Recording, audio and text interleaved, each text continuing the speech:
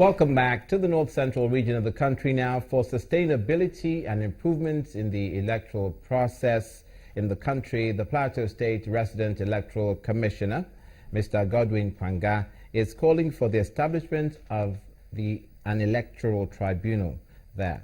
The commissioner believes that the tribunal will be able to prosecute election offenders during the election period, especially on issues relating to underage voting. If we must deal with this issue of electoral offences, prosecution of electoral offences, then the establishment of electoral offences tribunal will become inevitable. Registrations were definitely done to save the necks of those people that were doing the registration. That is not to say that INEC had set out deliberately to register underaged. But once people get cars, they claim that since they were registered, they were qualified. That is why they were registered. But we are saying no, and we are preventing them from voting where we can identify such people. We where possible, hand these people over to the police to prosecute. Like we have said, look at all prosecuting agencies. For instance, they have cells.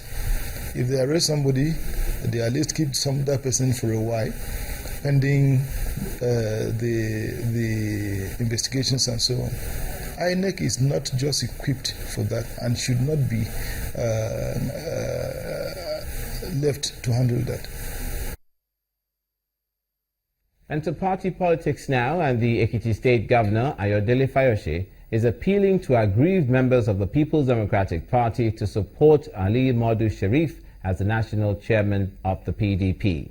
Governor Fayose, who was speaking in Afao Ekiti, his country home, says Ali Modu Sharif is the most qualified person for the post, adding that criticism from members would not help in moving the party forward. You will agree with me that Ali Modu Sharif at that point was the best for the job. But one other thing I cannot but say is that most of the people talking today should realize that they've not stood anywhere to defend this party since we lost elections. Most of them had been quiet for reasons best known to them, and most of them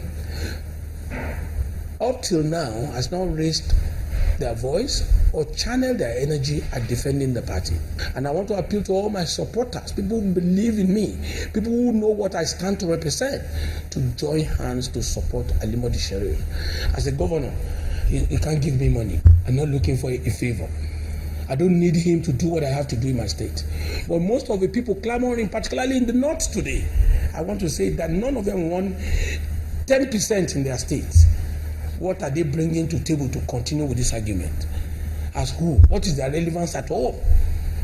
But as a leader, I still have to appeal to them that they should please allow the dust to settle and channel this energy against Ali Modu Sharif's nomination or chairmanship towards rebuilding the party. Mr. Ayo Fayose, Governor, Ekiti State. The Nigerian Medical Association, the NMA, Southwest Zone, have vowed to continue to fight against unjust treatment given to its members in Osun State. The NMA chairman of the Southwest Zone, Dr. Adenike Aderabi, explains that in no time the group will be forced to picket the governor's office. Meanwhile, in Osun State, the situation remains the same there, as the health workers union at the Federal Medical Center are still on strike. As the crisis in the Osun State health sector deepens, the Nigerian Medical Association Southwest Zone says it will exploit every means to protect its members against what it describes as unjust treatment by the state government. Rising from a caucus meeting held in Ile-Ife, Osun State, the leadership of the body explains that the current struggle between the doctors and the state government over the non-payment of salaries and obnoxious tax regime of the state has exposed the anti-people stance of the Aragbeshala administration. The news of the tug of war between the doctors in the state of Osun and the government of Osun State, amplified by Mr. Governor Ogbeni Rauf Aregbesola, is no longer news to the populace. What many do not know, however, is that though the doctors in the state are a minute percentage of the workforce, they have remained the only standing group to say no to the impunity of Mr. Governor. Meanwhile, the last may not have been heard of the ongoing industrial action by members of the Joint Health Sectors Union, JOHESO, at the Ogun Federal Medical Center in Abeokuta, as members of the striking unions have vowed to carry on with the struggle, a situation which has continued to paralyze activities at the facility. Because there are some clarifications that we need on some of the agitations of our members, of which the CMD is claiming that there were circulars that backed these arguments up. And we cannot really afford to just take it in like that. We have to go back and do our own investigation to make sure that these said circulars that backed up his actions are in place. And that is what we just agreed on. And that is what we have come to tell our members. And then the status quo ante remain pending the outcome of our own investigations based on the CMD's clarifications. The workers, they lay down their requests. The management also say what and what concerning their requests.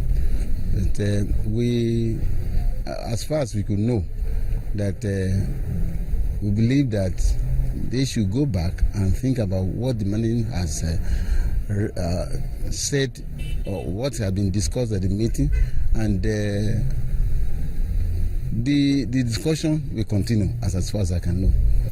As it were, the two sides to the impasse seems to be unyielding to the other's demands, a situation which may lead to a longer industrial action than necessary. Certainly not one helpful, given the country's present challenges.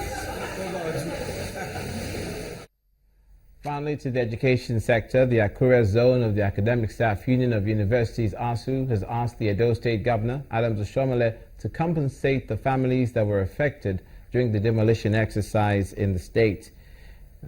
Dr. Odi faults the state government's decision to demolish the buildings when the case was still in the courts. And the jury will still be out on that particular story and the outcome in that incident. And that's where we leave it for this edition of News Across Nigeria. Many thanks for watching. I'm Olumide Macaulay. Do join us again tomorrow for another edition. Stay with us.